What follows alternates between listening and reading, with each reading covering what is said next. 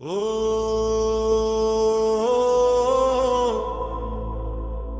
ఓ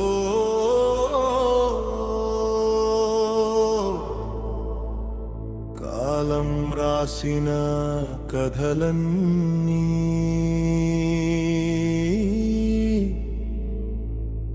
ఒక వీరుడి కోసం ఎదురు చూశాయి. అధర్మం నవ్విన ప్రతిసారి ధర్మం ఒక సింహాన్ని పుట్టించింది. రాముడివా కృష్ణుడివా మా కోసం దిగి వచ్చిన రఘురామ కృష్ణం రాజువా. భీముడి బలమా అర్జునుడి గురియా ధర్మానికి నిలిచిన మహాశూరుడివా. ఒక్కడొస్తే దారి మారుతుంది, గర్జిస్తే గాలి ఆగుతుంది. నీ అడుగే యుద్ధ ఘటిక, నీ చూపే విజయ శంఖం. పుట్టింది మట్టి కాదు, పుట్టింది ఒక ప్రతిజ్ఞ. నడిచేది మనిషి కాదు, నడిచేది ఒక చరిత్ర.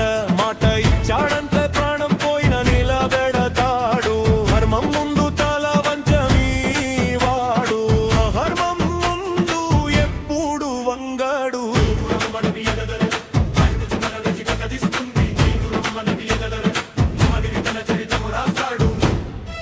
రాముడివా కృష్ణుడివా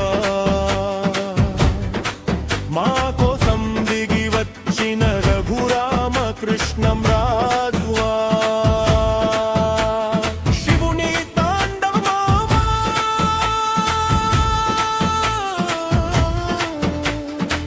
విష్ణువు చక్రమా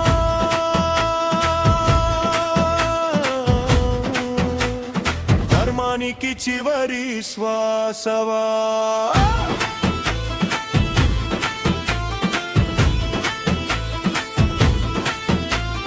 రావణుడు 10 తలలు పెట్టుకున్నా, రామబాణం ఒక్కటే చాలు. కౌరవులు 100 మంది ఉన్నా, ధర్మం ఒక్క వైపు ఉంటే చాలు.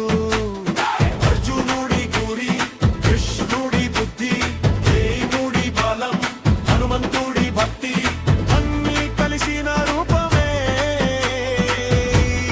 వీరి గర్జన. చీకటి ఎంత పెరిగినా ఒక దీపం చాలు. అన్యాయం ఎంత పెరిగినా ఒక ధైర్యం చాలు. ఒక అడుగు, ఒక మాట, ఒక నమ్మకం. చరిత్ర మారిపోతుంది.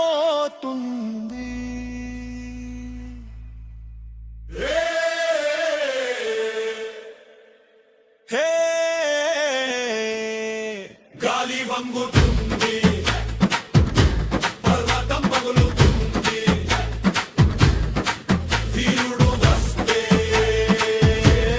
విధి మారుతుంది. అగ్ని చూసి భయపడగి ఎండిన బన్ని, అగ్నే భయపడ జరిగి వీరుడి సంకల్పం. గెలుపు కోసం కాదు, న్యాయం కోసం. పేరు కోసం కాదు, ప్రజల కోసం. కత్తి కోసం కాదు, సత్యం కోసం. ప్రాణం పోయిన తృతీయ వదగడు, వెనక్కి అడుగు అది అతనికి తెలియదు. ఓటమి అది అతని నిఘంటువులో లేదు.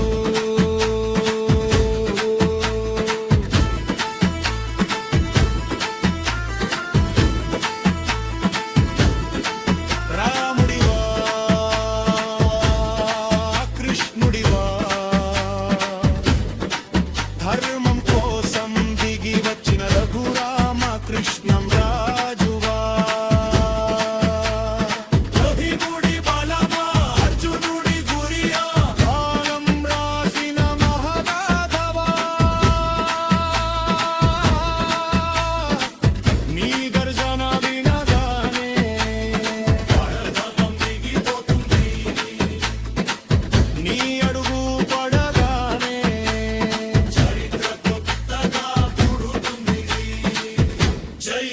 ధర్మం జై సత్యం జై సౌయం. ఒక వీరుడు కూడితే వందల మంది నిలబెడతాడు.